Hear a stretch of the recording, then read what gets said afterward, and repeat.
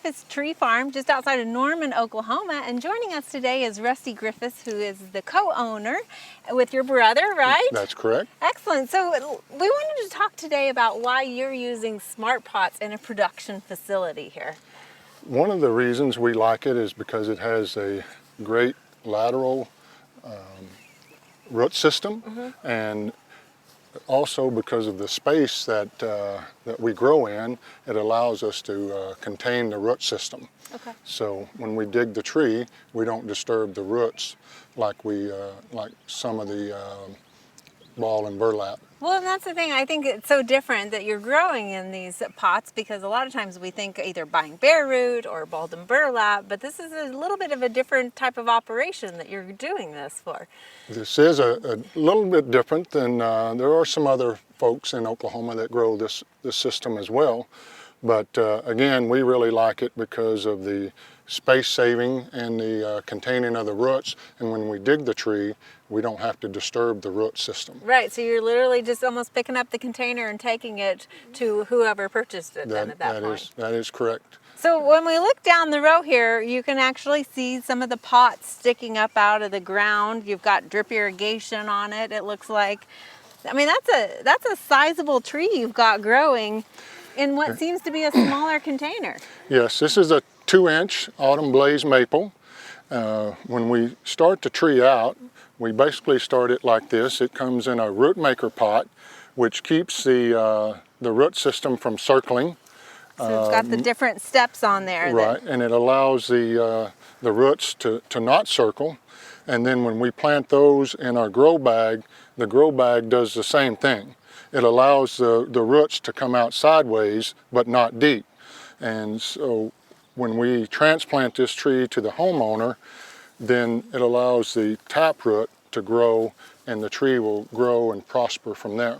And I think that's a critical thing, because a lot of times, you know, as homeowners, we know to tease those roots that might be circling, because if you don't, regardless of what you planted in, if you had bought a liner or a smaller tree that was already circling, when you put it in here, it's going to keep doing the same thing, right? That is correct. It'll continue to circle. So that's one of the things that we do, is we start off with a great tree, and then we get a great product. So tell me about the difference in harvesting or digging one of these trees compared to what you would have to do if you were doing balled and burlap. Well, the biggest difference between us and the ball and burlap is this tree is actually grown into the bag. So when we dig that tree up, then we can remove that bag and we don't disturb the main root system.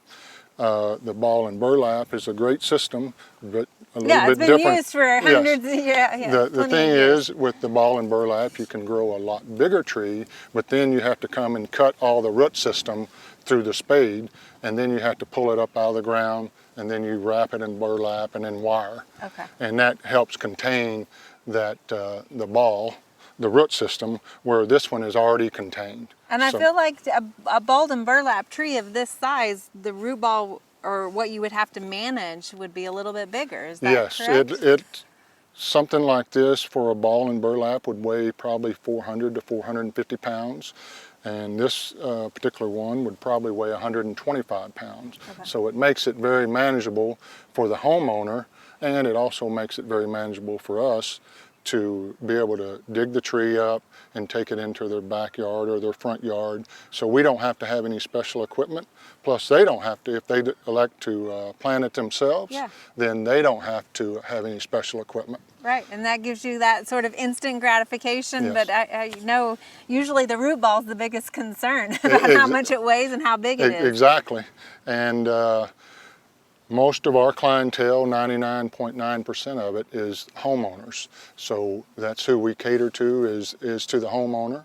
So it's a perfect system for us, and it's a perfect system, and our success rate has just been unbelievable with this system. So Rusty, what I love about your tree farm is homeowners can come and kind of pick their own tree that they want. How do they go about doing that? Well, they can come out at any time. If they would give us a call and make an appointment, that's even better. That way we can give them one-on-one attention. And we have golf carts that we can take them around. We have 20 acres here that we grow on. and we can give them that one-on-one attention and try to educate them on how big the tree is going to be and what the demands the tree may make as far as watering needs in this Oklahoma environment. Perfect. You got a lot of trees to see out here. We do. People can come and see us anytime. Excellent. Excellent. So when we dig something up like this, you're going to see more fuzzy, smaller feeder roots, right? That is cut correct. Larger roots. That is correct. You won't see the big, like on a ball and burlap tree, if you actually took all that dirt away, you're going to see the cuts on the root system, where you're not going to see that here. Okay. Again, they're both good systems. It's just a different technique. Right, right. Well, thank you for sharing this with us, Rusty. Well, thank you.